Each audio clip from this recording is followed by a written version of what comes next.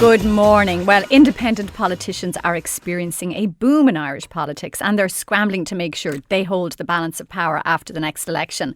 But will the independent bubble burst if voters think they're incapable of compromise? Why vote for an independent if they cannot govern? In studio, Irish Times political correspondent Michael O'Regan, independent TD Maureen O'Sullivan from Dublin Central and Fianna Fáil candidate in Dublin Bay South, Jim O'Callaghan. The text line is 53106 for 30 cent. And tell me if you're going to vote for an independent or if you're sticking with the main party, why? Michael O'Regan, I suppose with having Maureen here today, we can say that every independent wants to be Tony Gregory. Will you remind us of the critical role that he played in Irish politics? Yes, that's right. This is back in the early 1980s. Charles Haughey was attempting to form a government. He needed the vote of Tony Gregory, then a young, very dynamic, very idealistic TD, had come through Dublin City Council, represented Dublin's North Inner City, which in those days was an urban hellhole. I mean, I recall myself going up there with a photographer, doing a piece for the Irish Times, and we were shocked at the scale of deprivation and, drug abuse and all that kind of thing. So here was Tony Gregory representing Dublin Central, patches of which terribly needed economic rejuvenation, and he saw his chance and he took it brilliantly. Charles Haughey met him. Garda Fitzgerald was then leader of Fine Gael. He met him as well. Michael O'Leary, actually leader of the Labour Party, met him. But in the end, Charles Haughey did a deal with him. Tony Gregory very wisely insisted that Charles Haughey come up to his constituency office in the inner city to do the deal. They did the deal. House building, job creation, all that kind of thing. Huge programme, listed, by the way, detailed. No airy-fairy concepts here. The deal was done and signed. Charles Haughey said, like the mafia, he said, it's a pleasure doing business with you. And like the mafia, he did keep his word. But of course, that government fell eventually before the full Gregory deal was implemented. But it was an extraordinary moment in that Tony Gregory saw his chance, quite rightly, because he represented very deprived people. And I think a key thing was he stood up in the Dáil and he read out the deal. It wasn't a secret deal. Precisely. He read it into the record of the House, which was a very, very good idea. He nailed it. I mean, it was very, very cleverly done by Tony Gregory and his advisors at the time. And daft criticism from some of the elite in Ireland about, constituency deals and all that kind of thing. And as the historian Joe Lee was later to remark, it's not so surprising, he said, that Tony Gregory had to do the deal. What is astonishing is that he was forced to do it because of the level of deprivation in his constituency. So Maureen, I think it's fair to describe you as Tony's political heir. Is that all right with you? I think that's okay, but I've consistently said that there is nobody who will replace Tony Gregory. And I'm always very conscious of that. And even though I'm there 6 years, I still see it as Tony's seat. Now, how have things changed? Because as I said there at the top, now everybody wants to be Tony. But it was a particular time, it was a particular set of circumstances. Is his legacy the fact that you've now got 24 fellas running around all wanting to have that same kind of power? Yeah, I wonder how he would feel if he were back here now and he was looking at all of these independents vying for his seat. I think the words he used at the time, that it was morally essential to do what he did. And okay, he found himself in a very enviable position. He was very strong in saying that this wasn't a deal, it was a programme, and it wasn't just about the North Inner City, even though so much of it was to do with the social regeneration there, but it was a national programme as well. And one of the things that strikes me because of the housing issue today is that he was proposing a tax on derelict sites in those days, and the North Inner City had the majority of derelict sites in Dublin.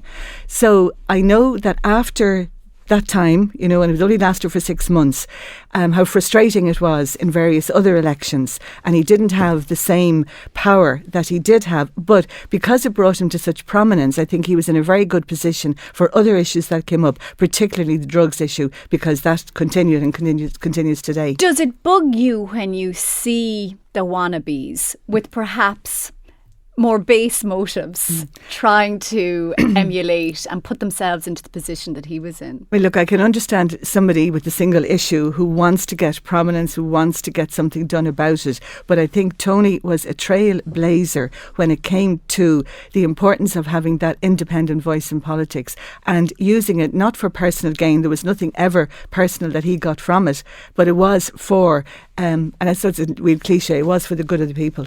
And a texter says, I'm going to vote Independent or Identity Ireland. Is that one of the new little groups, is it? Independents have more influence than backbenchers because they don't have a whip system and can express their views rather than those of lobbyists surrounding the party leader. And that's Joe in Wexford. And then, but if the point of them is that, that they believe in their specific thing and they're an independent and they don't like working with other people, surely that would lead to an unstable government because they'll just threaten to walk if people don't do what they say. Sarah. Yes, Michael.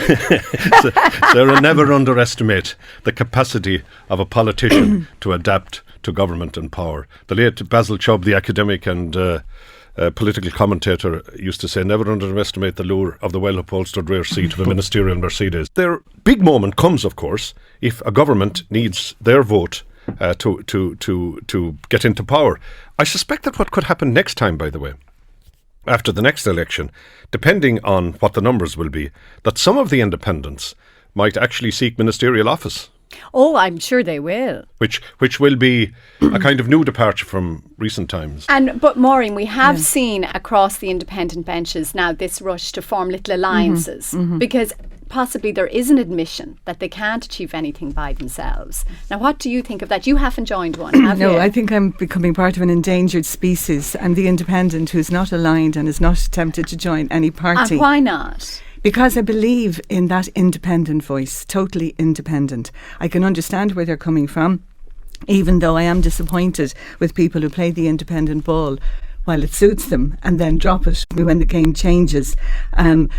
I don't agree with what Jim said. I think if you look at all of the independents there now, we're not all focused on local issues. They are important, and sometimes the local is the national, the micro and the macro. But all of us, I think, to a person, have been involved in other national issues. I know for myself, I've continued the anti-blood sports. Myself and Claire Daly, I think, are the only two voices in the Dáil on that, and we'll keep going. I've been very involved with development aid, with the Magdalene laundries, with a number of issues. So it's not, you can't just stay as somebody who's local. And just laughing at what Michael was saying there, what's the expression? Necessity makes strange bedfellows, isn't it? Is that what you're afraid of? That if you join a party and naturally then are obligated to compromise, that you end up losing a part of what you believe in? I think so. I do agree with that. But anyway, there's absolutely no way I'll be joining a political party. Tony Gregory would be turning in his grave if I even considered anything like that. So I am independent and I'm staying independent. And do you not think that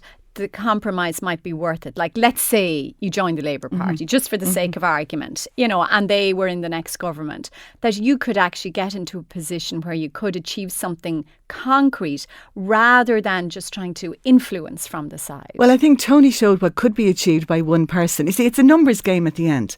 And we'll see after the next election what numbers are needed to form a government. Maybe it's 1, maybe it's 10, but that's what it's going to come down to. So I'm not compromising my independent beliefs for that. But if it's 10 or if it's the 1 and there'll be plenty of other ones and it's not you, does that mean that your next term in the Dáil, apart from, indirect influence through speeching, could be pointless? Well, I hope I'm doing more than just making an odd speech here and there, because I work very hard. The hours are horrendous, as anybody in politics knows.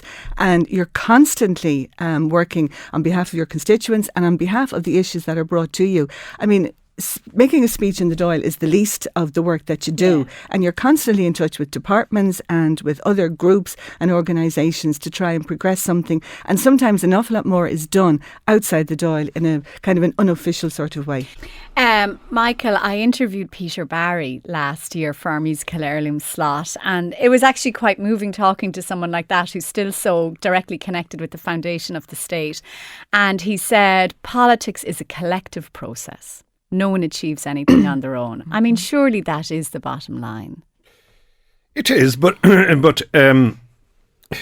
if you look at opposition parties, for instance, they're populist.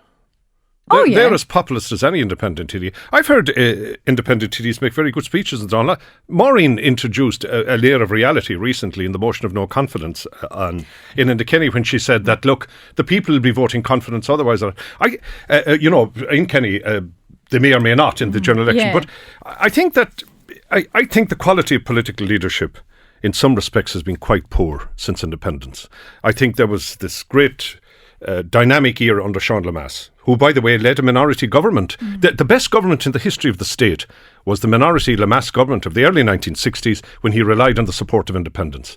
It was the best government, unquestionably, in the history of the state. Noel Brown famously remarked that Sean Lemass was the great socialist of his generation. And if you look at the history of Lemass and his achievements, he was a genuine left-of-centre socialist politician. And I think the idealism brought forward by the founders of the state, whatever you say about them, and some of them are clowns, actually. I think, Frank Aiken going to the United Nations admitting China, while people were pouring out of Ireland. Sean Lemass delighted to see the back of him. But at least the people who came from the foundation of the state, post-Civil War and all that, they were idealists.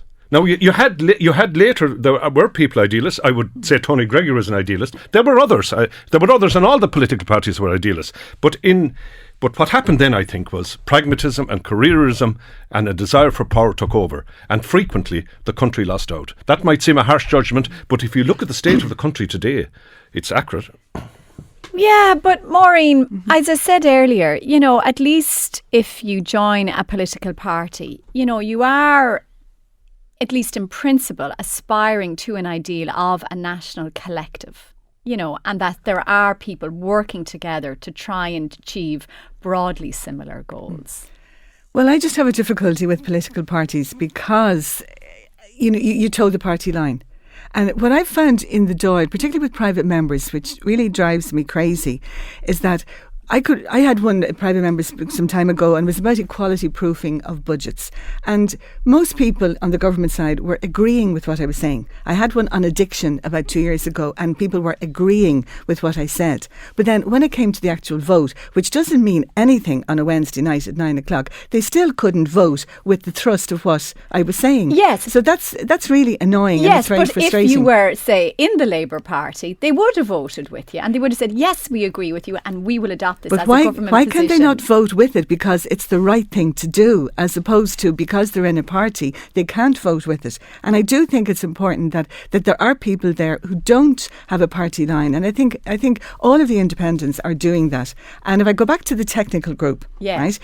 There are 16 of us there. We come from varying backgrounds, rural, urban, centre, right, left, we're all the terms you want to. But we can work together on that collective, and we can come to an agreement, and we can collaborate on things. And the sky doesn't fall because we're not a political party. And I know in two governments before that, when Tony Gregory, when they had the first technical group, it was one thing he was really proud of, because again, he was the whip that time, and he always said that it showed how people from varying views could work together in a collaborative way. They didn't have to agree on everything, but they could work together. Right, but that's the same argument for joining a political party, isn't it? No, you still hold on to your independent identity, because you don't have to agree on everything. You can disagree and collaborate. There's too much of the whip system in party politics in the Oireachtas. That is correct. It is not necessary for every vote for the whip to be applied. However, there are some fairly fundamental votes where you need to get unpopular measures through.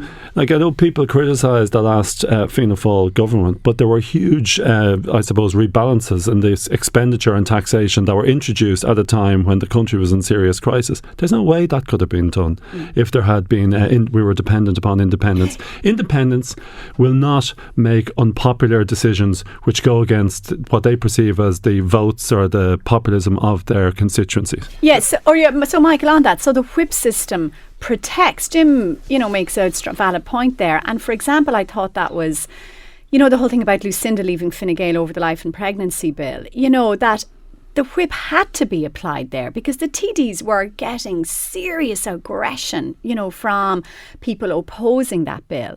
And if the whip was removed, those TDs then had no protection, because everyone would say you had a choice, you could have voted against it. And the whip was there to protect that piece of legislation. Yeah, the whip system is necessary. Governments must govern.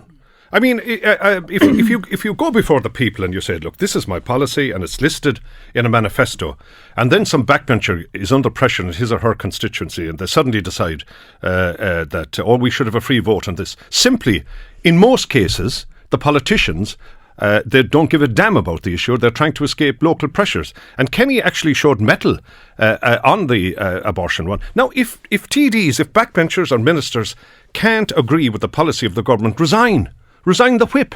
Be honest about it. For instance, Fianna Fáil destroyed themselves, I reckon, on the same-sex marriage referendum. When Micheál Martin wanted a consensus, Micheál Martin himself came out and was one of the best performers in supporting the referendum. A number of TDs supported him. Some Fianna Fáil TDs sat on the fence. And they're now sitting on the fence again on the 8th Amendment to the Constitution. Kathleen Lynch, the Labour Junior Minister, made a valid point in the Dáil several months ago. She said, let every party tell us their views on the 8th Amendment to the Constitution in the general election. Fianna Fáil, it appears, will fail to do so. They'll sit on the fence again. Now, if you aspire to government, you have a duty to tell the people your views, particularly on the controversial issues. This is why I think Kenny showed mettle, actually, in dealing with a number of issues. And the whip system has to apply, otherwise nothing will be done. And if TDs are unhappy with their government, let them resign the whip or let them resign from the party. And I admire Lucinda Creighton for sacrificing not alone her Jonah ministry, but her membership of Fine Gael. Yeah, but what was her real goal, though, to do like the independents and put herself in a balance of power position as well? Is that the end game? Only Lucinda Creighton can look into her own heart like De Valera used to do. Maureen O'Sullivan, I was talking to one male independent TD yesterday who was complaining about another male independent TD and saying, oh, he's got such a huge ego. You couldn't work with him. And I said, but sure, that's the whole point. That's what, you're all like, Do you think the new crop of independents, that there's a bit too much of that?